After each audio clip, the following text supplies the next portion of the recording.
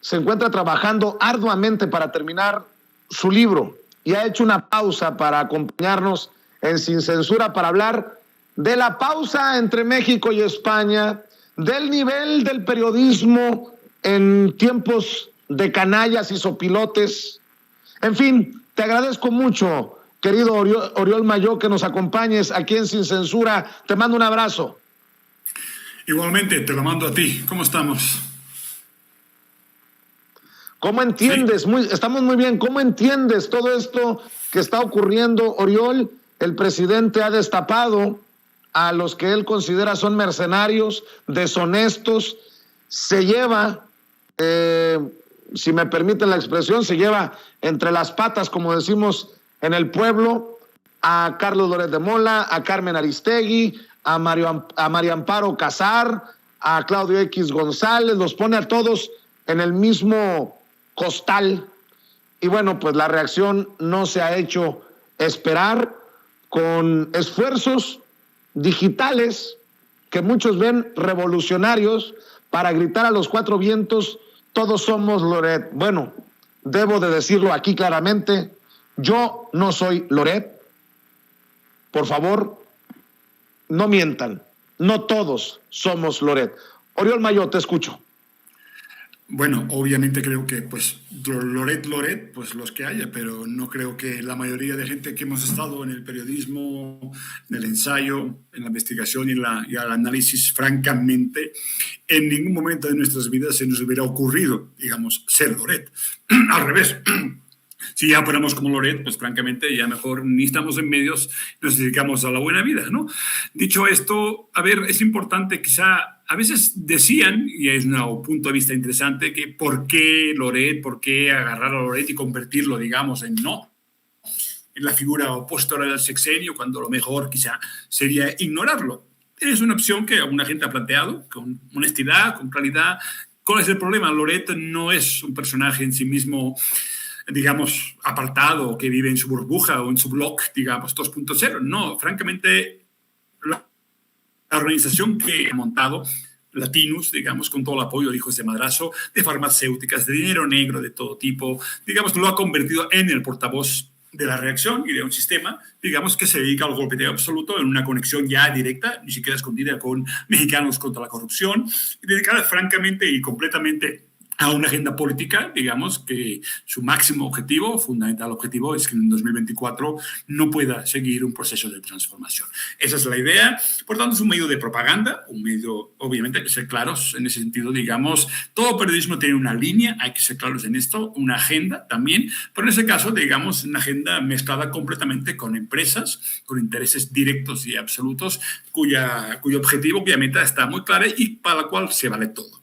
Obviamente, Loret ni siquiera en sí mismo hace reportajes, los manda, los encarga con datos abiertos, casi siempre, ni siquiera, digamos, en ese sentido hay un problema de calidad en general, digamos, porque pues ya ha pasado 2 veces. Primero fue la fábrica de chocolate, pues que pues como siempre, un poco aplicando esa teoría del contagio, de que a ver si pega a través de relaciones que vamos presuponiendo y a partir de los estereotipos existentes, porque se basan en la realidad de las conexiones que permiten a alguien, a un familiar, establecer una relación con el poder presidencial. Entonces, a partir de aquí, aplicando esas teorías del contagio, pues intentamos una y otra vez, digamos, el efecto importante. ¿Por qué? Y por qué esa campaña, que es una campaña que prácticamente lleva meses, no hay ningún familiar que no haya sido tocado, francamente, en ese sentido. ¿Pero por qué? Y es interesante esta parte antes de seguir, porque en esencia lo más importante aquí de lo que se trata para ellos, y es casi su única consigna que les genera, digamos, su máxima ansiedad, su deber casi moral, ¿cuál es? Demostrar que el presidente es como el resto de presidentes. La ciencia de todo es que, aparte del proyecto político de AMLO, como es muy difícil, por ejemplo, cuestionar la reforma eléctrica, el poder de los privados, digamos, cómo han conseguido destruir el sistema eléctrico nacional, como esto es muy difícil de venderlo a la gente, porque la gente tiene una clara conciencia conciencia de lo importante que es que los servicios públicos, digamos, sean realmente públicos y no sean más privadas. Entonces, ¿cuál es la solución para, digamos, generar el famoso cortocircuito que produjo en el caso de Peña Nieto famoso, Casa Blanca? Pues la Casa Gris. Es decir, de otra forma, una necesidad absoluta de, señores, aquí está la prueba, es lo mismo, no hay diferencia. El hijo hace lo mismo que todos, no hay absolutamente nada distinto. Ha sido, creo que la agenda más coherente, han dedicado un esfuerzo inaudito, impresionante a ese tema. Obviamente, creo que sigue faltando todo el aparato de verdad que conecta las cosas, la documentación, toda esa ratita de documentos que permitió en el caso de la Casa Blanca tener, obviamente incluso por fuentes abiertas y otras que no eran tan abiertas, permitió realmente que fuera imposible contestar, digamos, el famoso reportaje en el caso de Aristegui. Lo que sucedió al final del día es que, pues, también Aristegui como portal, como medio, acaba aceptando, digamos, los refritos que llegan de otras partes y asumiendo una línea editorial que ni siquiera era la suya y acaba convirtiéndose de forma directa o indirecta en un todos somos Loret. Acabas desmintiendo la niña fantasmal inexistente y al cabo de unos años acabas aceptando, digamos, reportajes y líneas editoriales que acaban cuestionando tu propia línea. Entonces, yo creo que la clave primera es entender esto. La obsesión importante ha sido, ante todo y fundamentalmente, demostrar que finalmente tenemos la prueba que el presidente, aunque sea austero, vaya en vuelos comerciales, todos esos temas que a mí me importan, pero tantito. Es decir, la austeridad en un gobierno, dentro de un gobierno, no la política de austeridad económica, de imposición de doctrinas de choque, como pasó en México toda la vida, es importante, es una parte esencial porque para un país dañado por tantos años de corrupción en las élites, en las alturas, en esta conexión entre presidente y élites, fue fundamental esa política de austeridad en el gobierno, digamos. Es fundamental, aunque obviamente puede haber y hay problemas graves, porque los problemas reales de corrupción se atajaron realmente, empezaron, y qué bueno que se atajaron con el caso, por cierto, de Julio Scherer. Obviamente el consejero está siendo denunciado por la fiscalía y fue expulsado así de un día para otro del gobierno. Eso es muy importante porque hay que asumir que en un gobierno habrá siempre en cuadros intermedios, incluso a nivel, digamos, de tus consultores, de tu gente que intente aprovecharse del cargo, y lo que hay que hacer obviamente es asumir que esto pasa y denunciarlo a tiempo. La bomba de relojería que hubiera podido ser Julio Scherer Ibarra ha sido muy bueno que se haya cortado a tiempo. En el caso del hijo, lo que hay es una cuestión, digamos, es un juego interesante y muy visible. El nivel de vida del hijo, la famosa opulencia, aunque sea la mitad del precio, la casa rentada, se nos olvida a veces una casa rentada 11 meses de una mujer que no era de la compañía Baker Hughes, a un señor que no conocía, como prueban los chats de WhatsApp, pero se genera cuanto menos la impresión de la opulencia. El hijo es un opulento, entonces todo lo que el padre dice es mentira. A ver, entre nosotros, Vicente, no me gusta nada que sea la cabildera del petróleo, vaya desgracia, digo yo, para un padre a veces que tengas una señora que está en negocios petroleros y le gustaba la privatización y esas cosas, pero bueno, a fin de cuentas, para algo están Texas, para algo realmente no está metida en el negocio directo de esa compañía y renta una casa realmente para el nivel de corrupción y colusión que se precisa, la renta de una casa de 11 meses en un suburbio, digamos, la verdad no es como siempre más que aplicar la teoría del contagio, por eso la relación. Creo que sí tuvo un cierto impacto, una opinión difusa, una opinión no todo.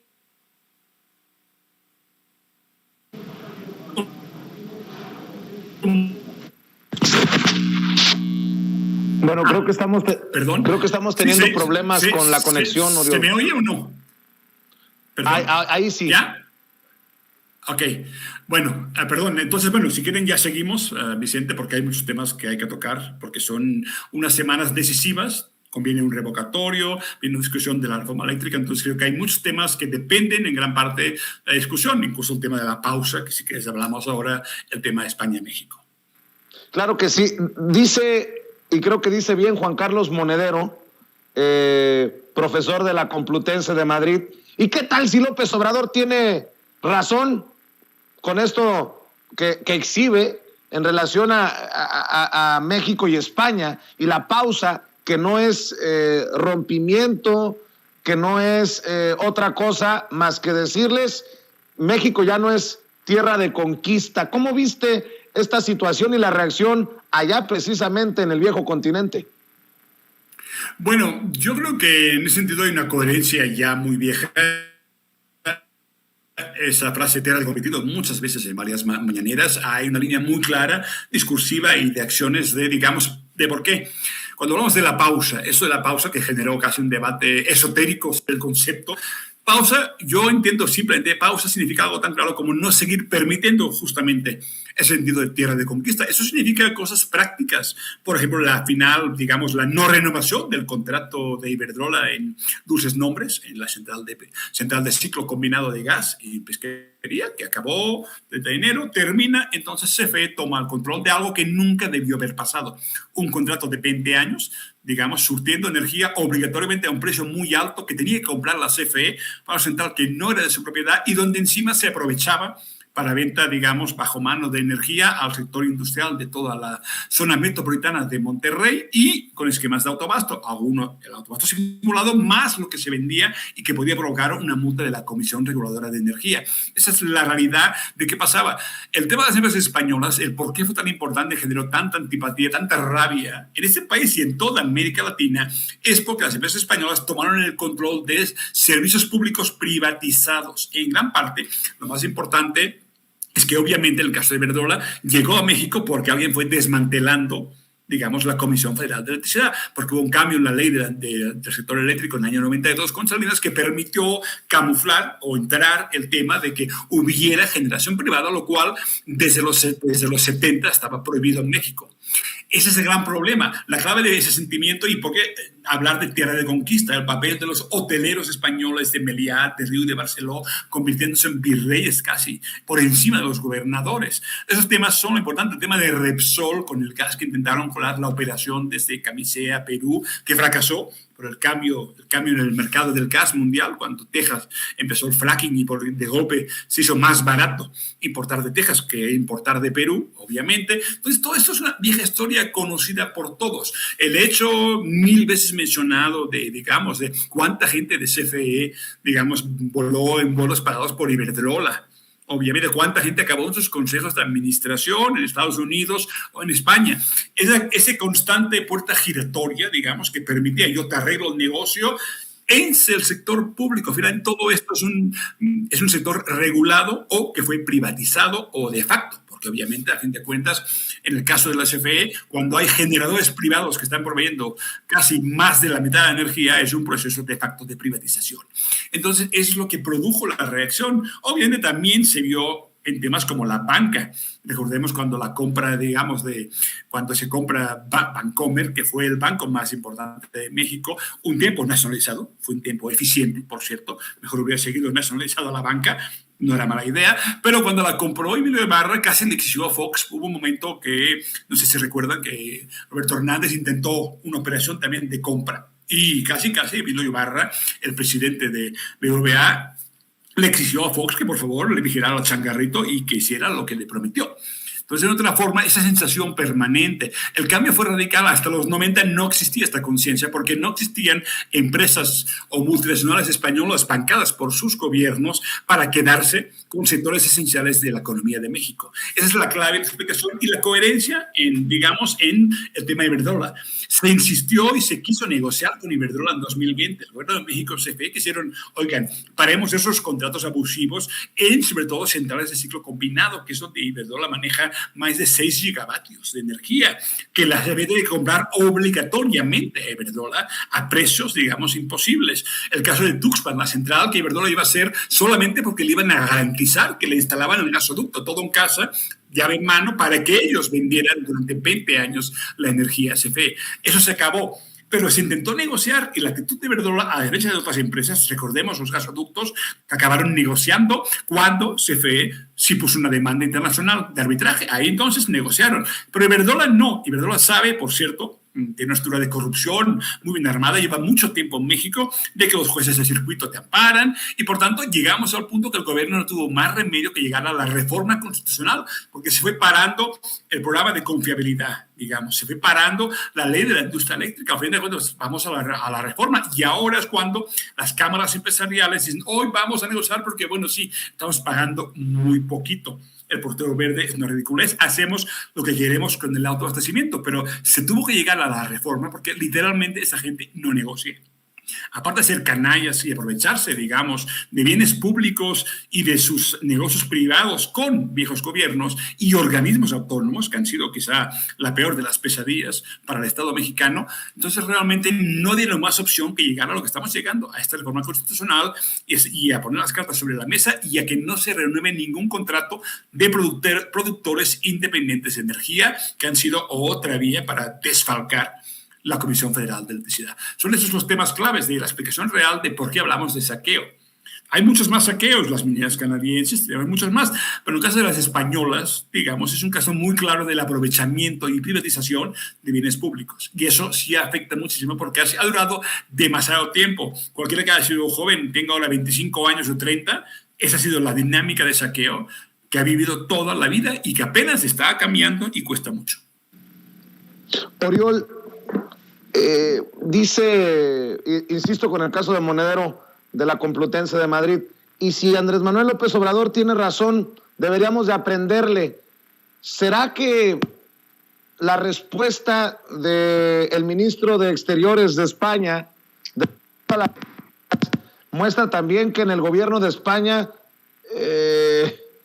están defendiendo a los impresentables contra el pueblo? ¿O cómo lo entiendes tú? Porque escucho estas voces que dicen deberíamos de aprenderle a un López Obrador que dice hasta aquí. No rompimiento, pero sí pausa, lo que eso signifique, pero un no seguir abusando del pueblo.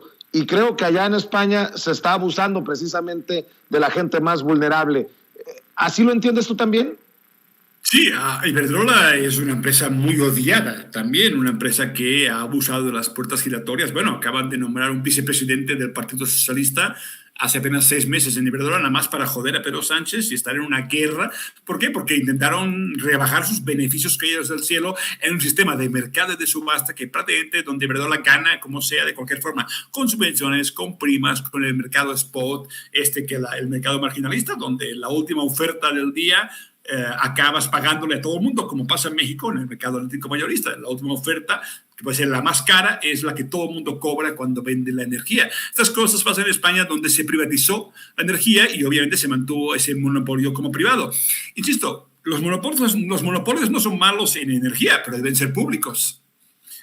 Iberdrola tiene en España un sistema de presas hidroeléctricas impresionante, pero lo manejan privadamente. Ellos deciden cuándo abren las compuertas porque les interesa para vender. Si fueran del Estado y se pudiera utilizar como en México y no obligaran, como en el caso mexicano, a que no se pudiera trabajar desde SENACE para cuándo hay que usar o no presas, porque primero pasan, digamos, las eólicas y las solares, digamos, por el despacho que llaman económico, que es mucho más caro. El hecho de no, en cambio, en España, las hidroeléctricas privadas se usan para hacer negocio, no para convertirlo en un bien público que sea accesible a todos. Y en México, en cambio, las hidroeléctricas públicas no se pueden usar porque primero pasan las privadas de Oaxaca o de Tamaulipas, que, por cierto, las solares provocaron el apagón famoso el 25 de diciembre del 2020. Esta es la clave. España Iberdrola es una empresa muy grande, muy poderosa y muy capaz, por cierto, de decirle al gobierno de España no vamos a renunciar a los beneficios, es más, amenazarlo hasta con irse de España.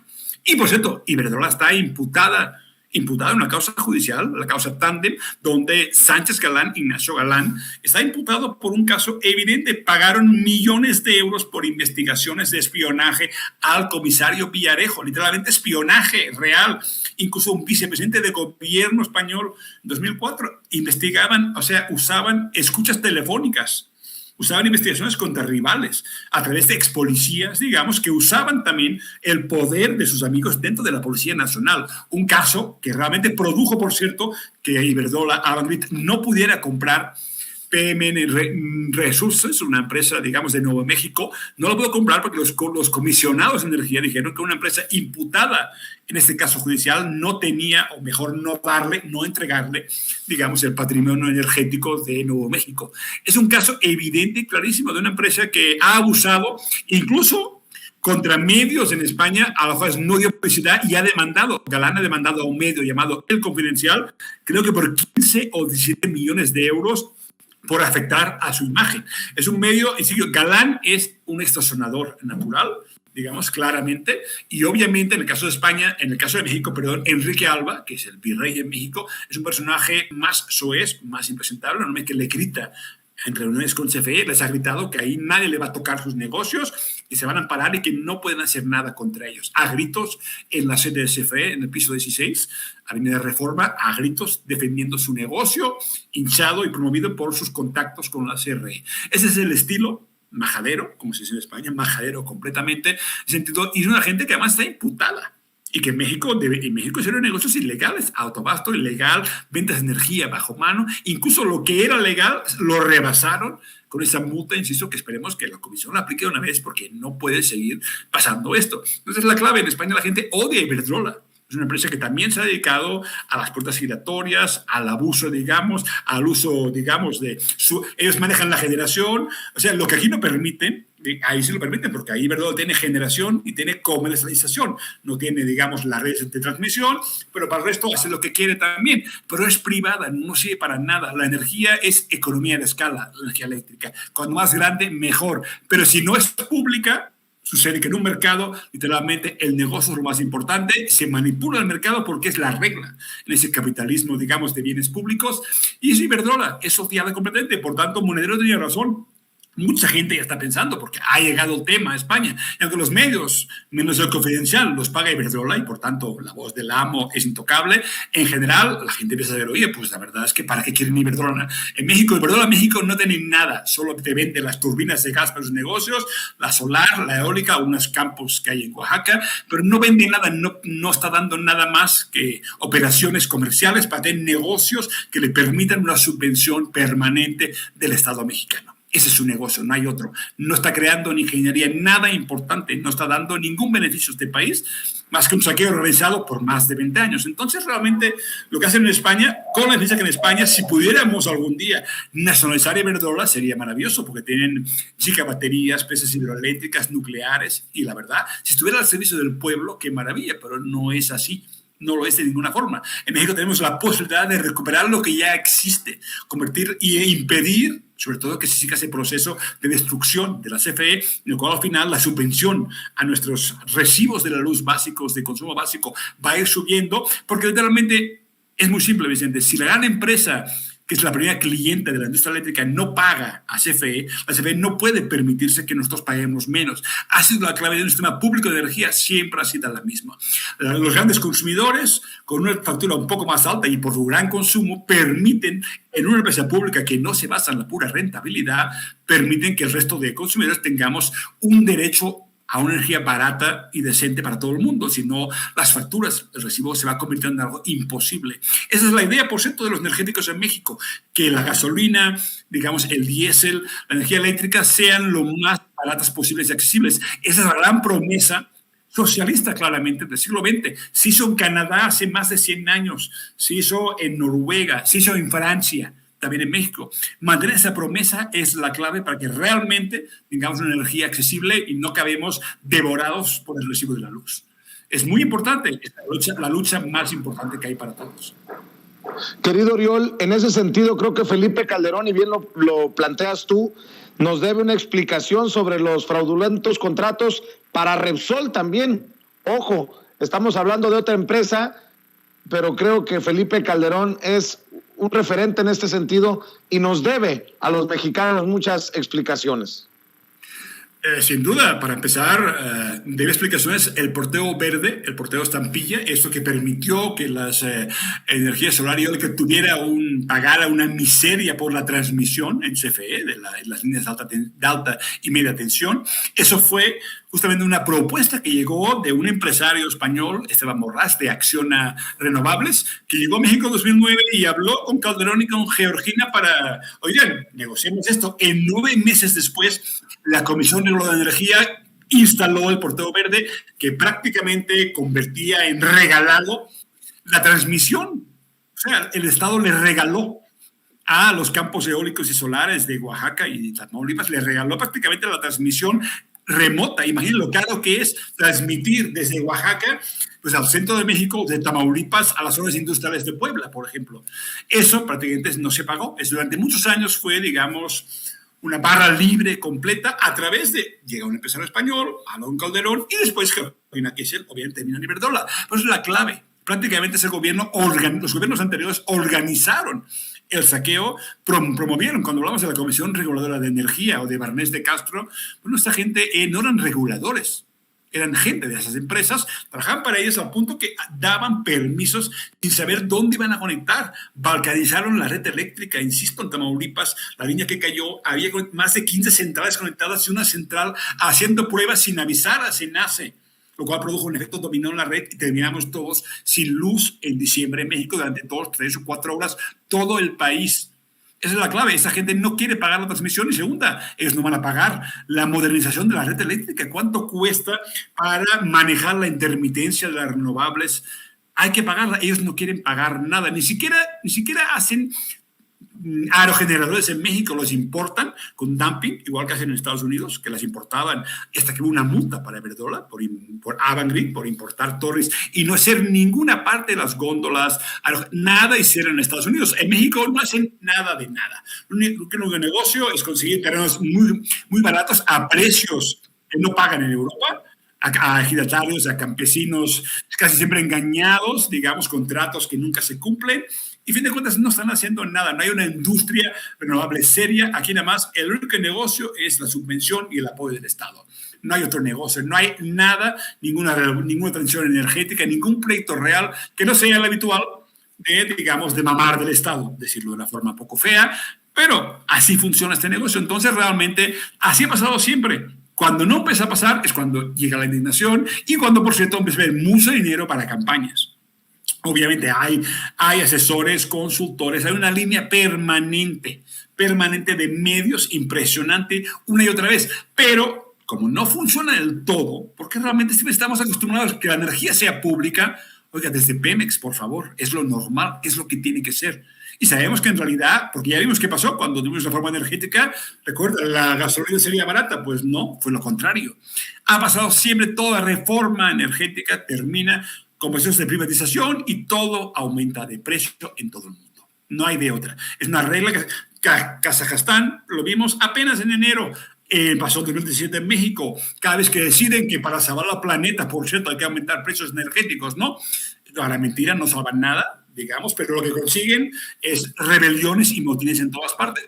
Un gobierno que intente por primera vez defender la soberanía energética le va a costar muchísimo porque, insisto, no solamente es la gran empresa, hay medios, hay una conexión natural entre los corporativos y los grupos de medios iniciados para el debate político, más la sociedad civil que se encarga de, digamos, de divulgar y hacer creíbles esas estrategias de privatización. Ahí, obviamente, por eso Mexicanos contra la Corrupción y Latinos funcionan como un organismo casi unificado, sin ninguna diferencia.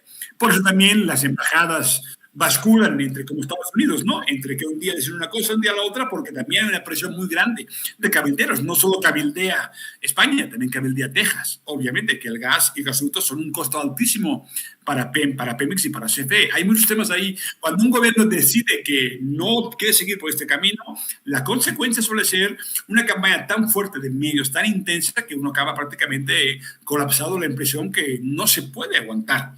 Ahí sí que es un partido de fútbol, ya no de fútbol, esto es básquetbol. Cada minuto estás viviendo una tensión tremenda porque se juega con todo. Y obviamente, donde hay poder y hay dinero, hay un sistema muy funcional que lleva 40 años. Este gobierno apenas en 2018 es mucho más endeble, hay movimiento, hay gente, pero la gente que trabaja y cobra cada día es la oposición.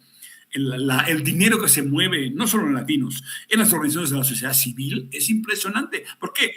Y universidades también. O sea, en realidad todo ese mundo está organizado hace muchos años, muchas décadas ya.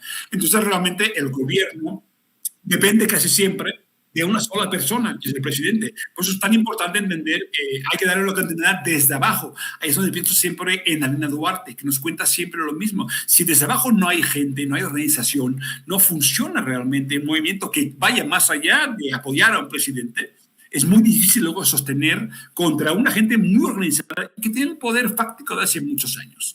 Es lo clave para que se sostengan más allá incluso del sexenio y unas políticas puedan durar un poco más, puedan ir más allá de lo que pudo hacer, lo que se hizo o no se hizo en tiempo Obrador. Es importante en el educatorio demostrar que ahí está la gente, pero también salir más allá de las grillas, porque también en la mitad de grilla en la cuarta T y en Twitter es terrible el nivel de la grilla interna. La cuarta T ha sido ya patético, el nivel de casi de reyerta terrible que está yendo, mientras realmente afuera hay gente muy organizada, muy seria, que está por recuperar el poder completamente.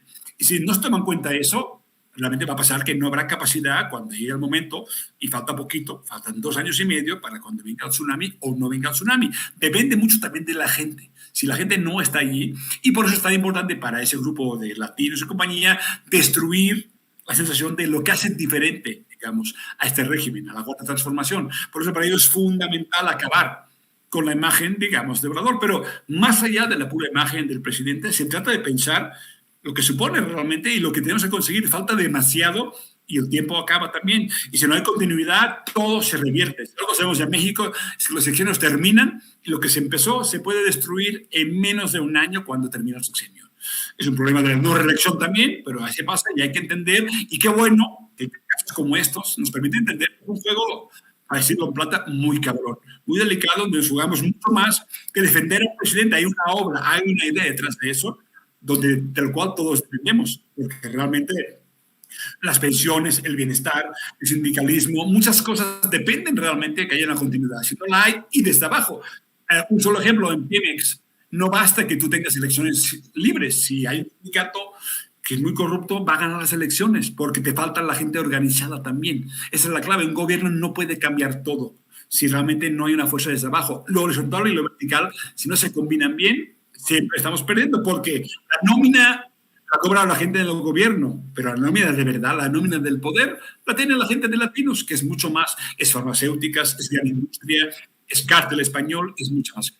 Pensar esto nos permite entender que el caso de esta semana, estos meses, significa realmente la sensación de que si no trabajamos juntos y nos dedicamos a esta guerra civil tuitera, que es la más insoportable y terrible, que está generando graves problemas en la cuarta T, realmente tenemos problemas. Hay que pensar más allá, digamos, y pensar que nos jugamos mucho más que la defensa de un presidente. Hay una idea, por eso se apoya a un presidente, no porque nos guste, sea bonito, sea feo y sea distinto. A mí no me preocupa solamente que vaya en vuelos comerciales, sino que haya un estado del bienestar o que el IMSS realmente empiece a federalizar, realmente tengamos el sistema de salud público y universal que sigue pendiente en México.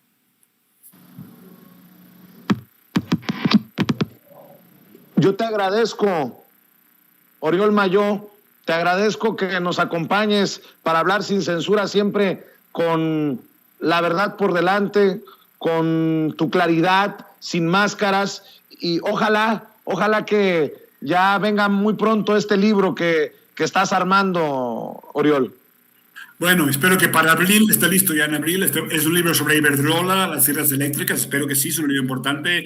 Creo que ya a principios de abril está terminado y esperemos que para septiembre listo ya para publicación. Yo te agradezco, estamos al pendiente. Me imagino que no estás muy activo en redes sociales por lo atareado que andas. No mucho quisiera, pero no tengo ya tiempo para la guerra tuitera. Nunca tuve tiempo, me da mucho miedo, la verdad. Twitter está cabrón, muy cabrón. Y además, realmente tiempo no tengo. Son 8 o 9 horas al día trabajando en el libro, en el proyecto, investigando, cruzando datos. Realmente me es imposible, pero ahí está Oriol Mayo, todo junto, @ en Twitter, porque pues finalmente voy a volver.